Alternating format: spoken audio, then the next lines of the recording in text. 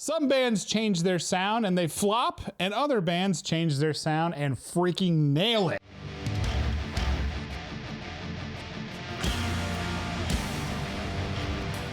These are some of our favorite albums from bands that flipped around a little bit, but they killed it.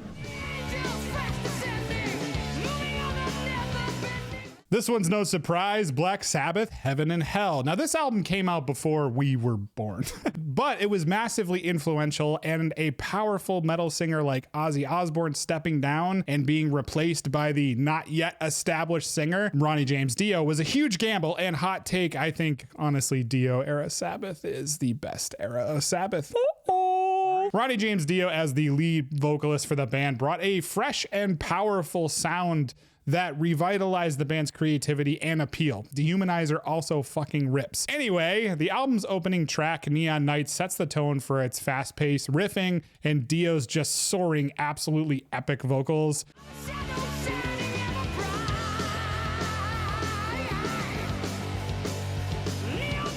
The title track, Heaven and Hell, too, showcases the band's ability to seamlessly transition between those heavy and melodic sections, while tracks like Die Young and Children of the Sea feature those intricate guitar riffs and Dio's emotive singing. It's just the perfect metal record, man.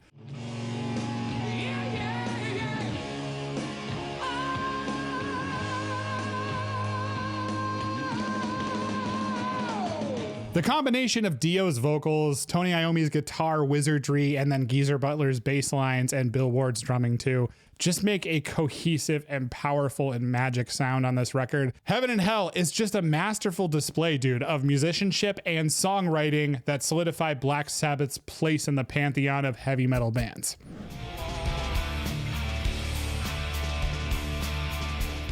UK-based Anathema have contributed their emotionally intense, melancholic taste of music to a variety of genres. My pick today is their monumental release, Judgement.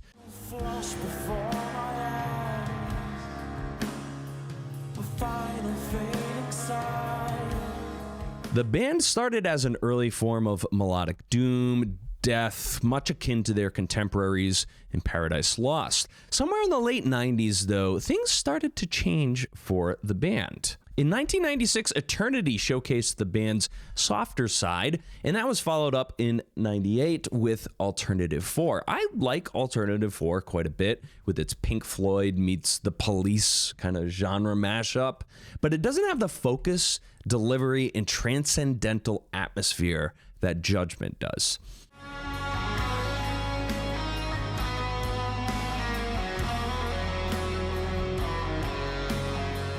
This magnum opus helped to launch the band in a completely different trajectory as they made their way into more orchestral, post-rock, reverb-drenched soundscapes that explore the human condition through beautiful vocal melodies and introspective lyrics. You could probably point to a couple of albums in Anathema's discography and make an argument that there are some sidesteps in how they've approached their music.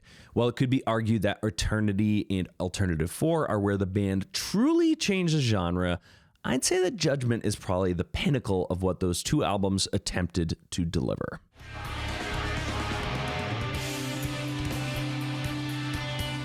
I love this record. Mastodon, Crack the Skye. This album marks Mastodon's creative shift pretty heavily into the sound that we're used to hearing today compared to their early sludgy doom sound.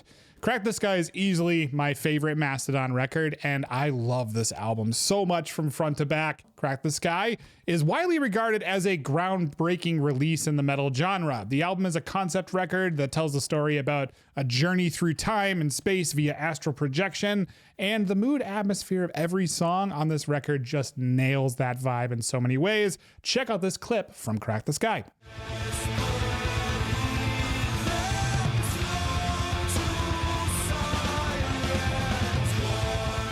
Musically, this record hits all of the sonic textures, featuring a range of styles and moods that push the boundaries of what metal can be. The album incorporates progressive rock elements, intricate time signatures, and soaring vocals that add to that grandiose feel from front to back. The band's technical ability here is on full display throughout, too.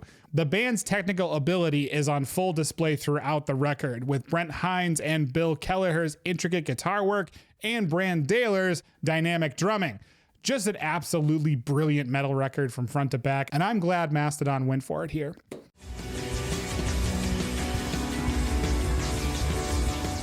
All right, not a metal album. Sorry, not sorry. Norwegian-based Ulver have done whatever the fuck they want since their inception, and that's about as fucking metal as you can get here, folks. Their album in question, not metal, but it is still one of our absolute favorites. Perdition City explores isolation and urban decay using a haunting cinematic approach. Listening to this album feels like you're in a cinema noir movie that's a weird mashup of Blade Runner, The Departed, and Manhunter.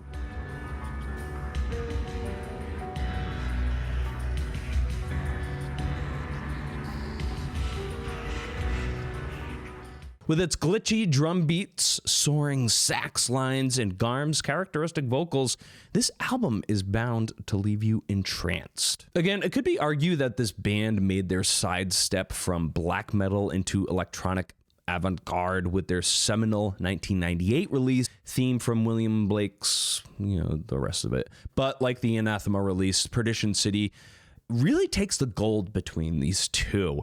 It just is so much more focused with its pacing, its delivery, and it really just set the stage for the sounds that the band wanted to continue to explore.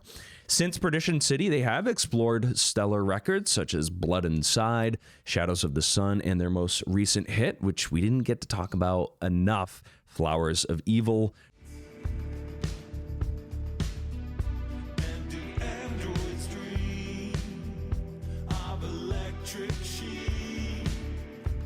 Without Perdition City, however, I don't think any of these records would be in existence.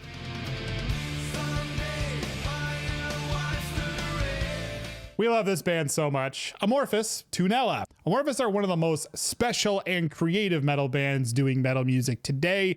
And before they were dominating the progressive metal sounds that we're all used to, they were mostly in the melodic doom category.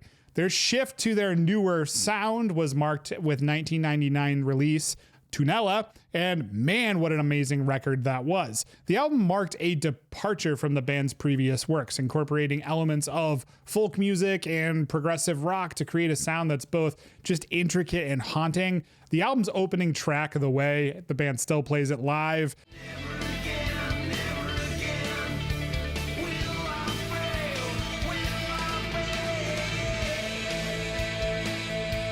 Brooding and melancholic atmosphere, and the use of those Finnish instruments in the folk atmosphere just add much more to the authenticity to the album's unique sound. Tracks like Summer's End and Greed showcase the band's ability to seamlessly blend heavy riffing with those melodic hooks and atmospheric passages.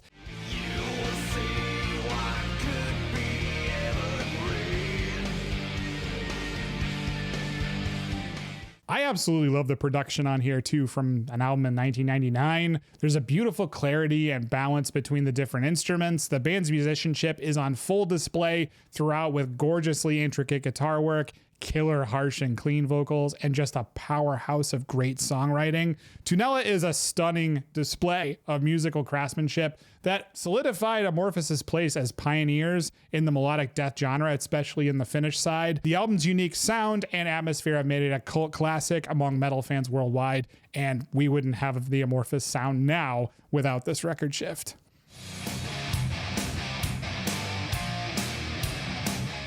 Bloody British dead body giants Carcass. You know them, you love them. Where would we be without their seminal record, Heartwork? I don't think they'd be much of anywhere, to be quite honest. Trigger warning, old Carcass sucks. Yep, get it out of your system. Get it out of your fucking system. Let me have it. I can hear you angrily smashing away at your device, and you're probably 50 years old. I will give them this. They basically spearheaded the grindcore genre, but that genre sucks too. And if you're going to put a gun to my fucking head and say, pick a grindcore album, it's not going to be an early Carcass record. Heartwork would have been a real miss for this band, but I'm really glad that they took the chance stepping into melodic territory versus their throw up toe cheese toilet music that 14 people actually like. From the opening chords of Buried Dreams to the grooves of This Mortal Coil, Heartwork is a masterful display in heaviness, groove, and infectious riffing that will keep this record on repeat for fucking hours.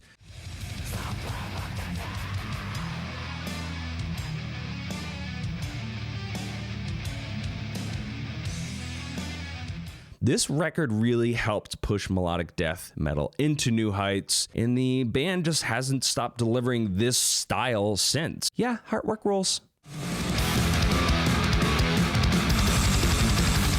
Skeletonwitch, Devouring Radiant Light. Skeletonwitch's 2018 album, Devouring Radiant Light, is a standout release against their normally released blackened thrash metal albums. The album marks a significant shift in the band's sound, incorporating elements of black metal, progressive rock, and even post-punk to create a sound that is both aggressive and dynamic. I absolutely fell in love with this record when it came out.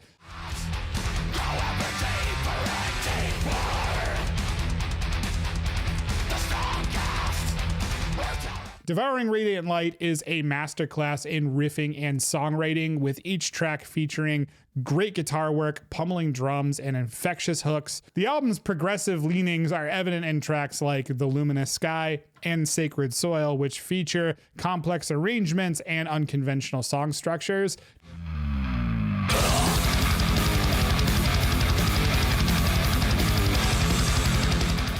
The album's production is also noteworthy for its raw and powerful sound. The band's musicianship is on full display, with memorable riffs and just killer vocals that are fierce and dynamic throughout. Man, this album is a stunning display of musical evolution for this band. From thrash to this, the album's release just solidified Skeletonwitch's place as one of the most exciting metal bands. The album's genre-bending approach, powerful songwriting, and raw production make it a must-listen for black metal fans and people who love atmospheric extreme music.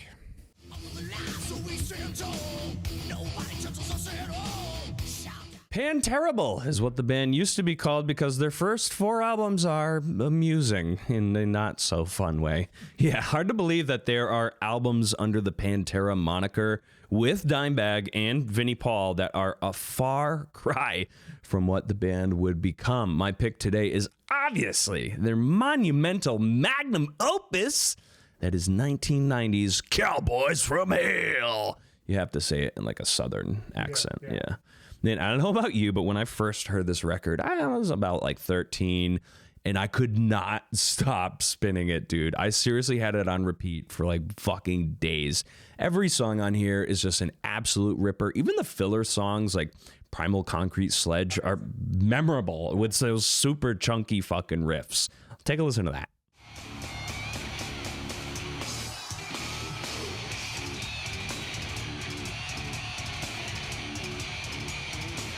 It's just crazy to think of how utterly groundbreaking this album was for the American metal scene. MTV was just starting to blow up. Teenagers wanted something meaner and grittier than fucking Nirvana and Stone Temple Pilots. When Pantera unleashed the Cowboys, the whole fucking game changed.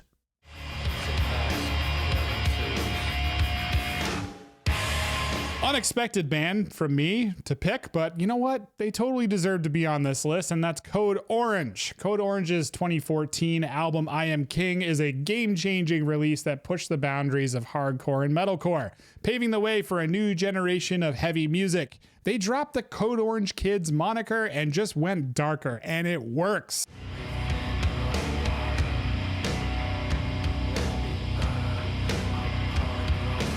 The album is a relentless assault of aggression, featuring a punishing blend of metallic riffs, dissonant noise, and industrial textures. It just fucking rules. I Am King is a no-holds-barred sonic assault that showcases the band's mastery of their instruments. Tracks like Dreams in Inertia and Thinners of the Herd feature pummeling drums and really intricate guitar work, vicious vocals that just create an overwhelming sense of intensity. Check out this track from the album.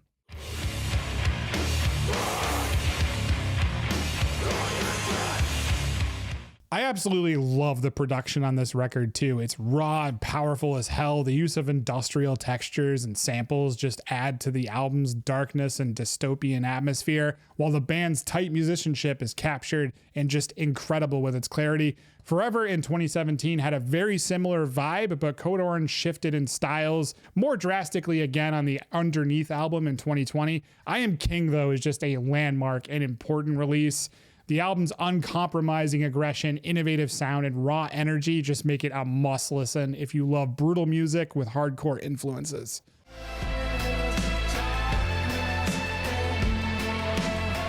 Crown is a duo from France, with their first two records being very grounded in all things sludge, doom, and post-metal.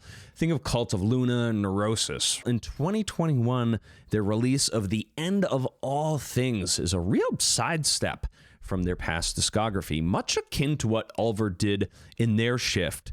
Crown has embraced the end of all things heavy for the band, leaning into down-tempo EDM and post-rock influences, which, hey, we eat up very much right here.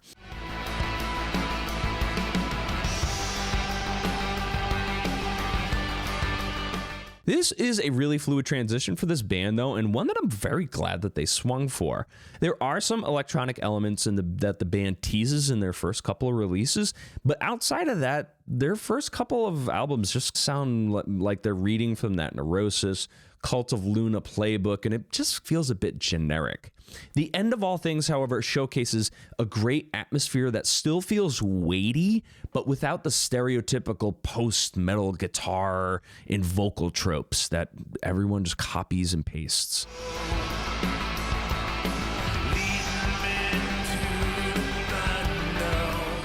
Takes a lot of confidence for a band to make such a dramatic change in their sound, but it certainly suits Crown. For new and old fans alike, I like to think that this band is on a great trajectory. Really looking forward to more cutting-edge stuff from them. What are some bands that changed their sound that you loved? Let us know down in the comments, and check out this really cool list here for other tier lists and reviews from 2023. Go with the gods, forge mates. Heaven and hell are opposite of each other.